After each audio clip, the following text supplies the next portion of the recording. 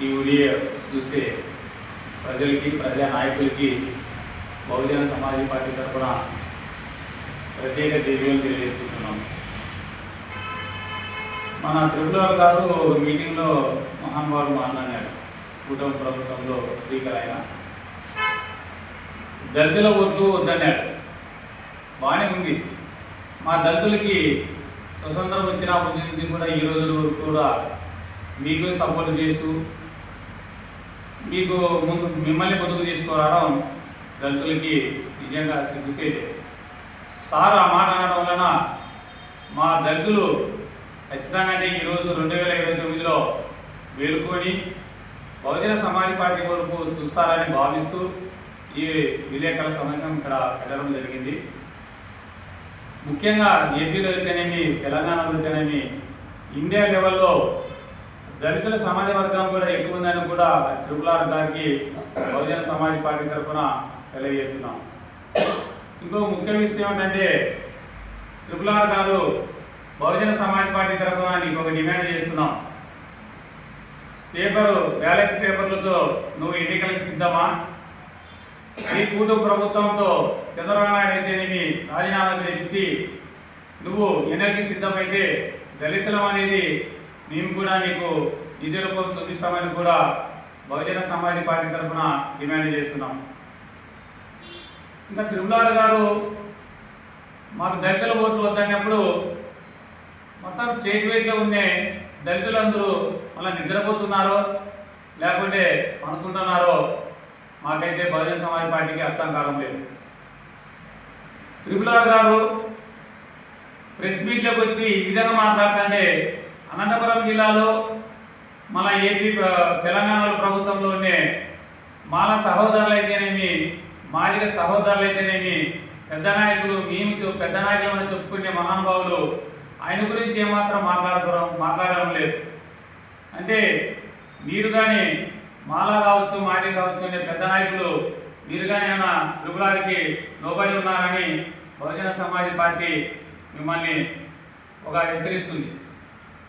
కొంచెమైనా అంబేద్కర్ ఆశయాల వర్ధిల్లాలి అంటున్నాం, దాన్ని కట్టుబడి ఉన్నామని పెద్ద నాయకులందరూ ముందుకొచ్చి బహుజన సమాజ్ పార్టీ వరకు చూసిన రోజు దళితులకి న్యాయం జరుగుతుందని కూడా ఒక బహుజన సమాజ్ పార్టీ మిమ్మల్ని హెచ్చరిస్తుంది.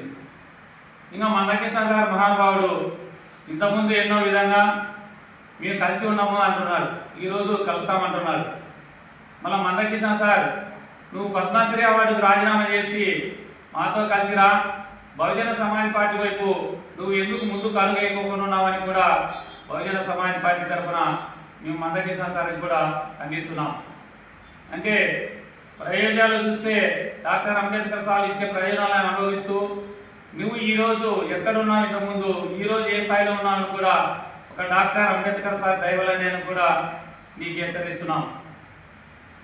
నువ్వు 77 సంవత్సరాలు, నీ వయసు ఎంత ఉందో మాకైతే ఐడియా లేదు, కానీ ఇప్పుడే కానీ ఒక్కసారైనా బహుజన సమాజ్ పార్టీ వైపు నువ్వు చూసినట్టే దళితులకి ఏపీలో అయితేనేమి, తెలంగాణలో అయితేనేమి ఈ అన్యాయం జరుపుకోకూడదని కూడా నీకు హెచ్చరిస్తున్నాం. మందకృష్ణ విషయమే కాదు, మొత్తం టోటల్ మాదిగలలో ఉన్న పెద్ద మనుషులకు కూడా బహుజన సమాజ్ పార్టీ ఆహ్వానిస్తుంది. 2029లో మీరు కనుక బహుజన సమాజ్ పార్టీ వైపు చూస్తే రాజ్యాంగ అధికారం కోసం మనం ప్రయత్నం చేయాలని కూడా కోరుకుంటున్నాం. మందకృష్ణ సార్ అని మిమ్మల్ని పదే ఎన్నుకుంటున్నామంటే నువ్వు ఎన్నో విధంగా ప్రతి ఒక్కరి మీద నువ్వు ఎన్నో చూపుతున్నావు, అంటే మేము విజయాలు సాధించినామని. ఈరోజు బహుజన సమాజ్ పార్టీ నీకు డిమాండ్ చేస్తుంది, పద్మశ్రీ అవార్డుకి రాజీనామా చేసి బహుజన సమాజ్ పార్టీలో నువ్వు ఎందుకు చేరకోకుండా అనేది కూడా మిమ్మల్ని డిమాండ్ చేస్తున్నామని కూడా మీరు తెలుసుకోవాలి. ఆయన చూస్తే ఎప్పుడు చూసినా కానీ కూటమి ప్రభుత్వానికి మద్దతు ఇస్తున్నాడు, ఆయనకు కూడా హెచ్చరిస్తున్నాడు. ఆయన పేరు కూడా మల్లెల వెంకటరావు. నేను ఇంతకుముందుగా ఆయనకు హెచ్చరించినాం, నువ్వు ఎందుకు బహుజన సమాజ్ పార్టీ వైపు చూడకోకుండా వేరే వాళ్ళకి మద్దతు ఇస్తున్నామని హెచ్చరిస్తే ఆయన నోటి మాట రాలేదు. అంటే చిన్న మనుషుల్ని, మా ఇట్లా అమాయకులని బలి చేయడం తప్ప మీరు ఎందుకు బహుజన సమాజ్ పార్టీకి సపోర్ట్ చేయడం లేదని కూడా మల్లెల వెంకటరావు సార్ అని బహుజన సమాజ్ పార్టీ తరఫున మేము ఖండిస్తున్నాం. ఇంకా జరగబోయే దినాలలో మనకి డాక్టర్ అంబేద్కర్ సారు కత్తికైన పదులాంటి ఆయుధం ఇచ్చినాము, మీరు ఓట్లు వేసుకుంటారో లేకపోతే వేరే వాళ్ళకి అమ్మడబోతున్నారో అని మహానుభావులు చెప్పినప్పుడు మీరు పెద్దలున్న ఈ తెలంగాణలో ఏపీలో మీరు మనం అమ్మడబోతున్నారా లేకపోతే బానిసలుగా ఉన్నారా అనేది కూడా బహుజన సమాజ్ పార్టీ తరఫున మిమ్మల్ని హెచ్చరిస్తున్నాం. దయచేసి ఏపీలో కానీ తెలంగాణలో ఉండే పెద్ద మనుషులందరూ మాలలు కావచ్చు, మాదిగలు కావచ్చు, సుగాలి కావచ్చు, ఎరికలు కావచ్చు, బహుజనాలందరూ ఏకమై రాజ్యాంగంలో ఉండే హక్కులను మనం కాపాడుకోవాలనుకుంటే మనకి ముఖ్యంగా మాయావతి మేడం గారు ఐపీఎస్ ఆయన ప్రతి రాజ్యాంగంలో ఉండే ప్రతి అణువు ఆయనకు తెలుసు కాబట్టి 29లో మనం మాయావతి మేడం గారిని పిఎం చేసుకుని తర్వాతనే మనకి న్యాయం జరుగుతుందని కూడా మీ అందరికీ తెలియజేసుకుంటున్నాం. ఇంకా పెట్రోల్ విపరీతమైనగా పెరిగిపోతుంది. మన నిర్మలా సీతారామన్ గారు ఒక హెడ్డింగ్ ఇచ్చింది, 10 రూపాయలు తగ్గిస్తామనేది. ఇప్పటికీ 10 రోజులైంది, రూపాయిగా తగ్గడం లేదు. ఈ పెట్రోల్ కూడా ఎన్ని కోట్లు లాభం వస్తున్నాయో అనేది కూడా ప్రజలకు వివరించాల్సిన విషయము బహుజన ఈ బీజేపీ ప్రభుత్వానికి కూడా మేము హెచ్చరిస్తున్నాం బహుజన సమాజ్ పార్టీ తరఫున. అంటే మీరు ఎలక్షన్ల ముందర 5 రాష్ట్రాలలో ఎలక్షన్లు జరిగినాయి. ఆ రోజు కనుక నువ్వు ఖచ్చితంగా పెంచింటే మీకు బహుజనాలు ఎటువంటి వారు అనేది కూడా మీకు తెలియజేస్తుంది.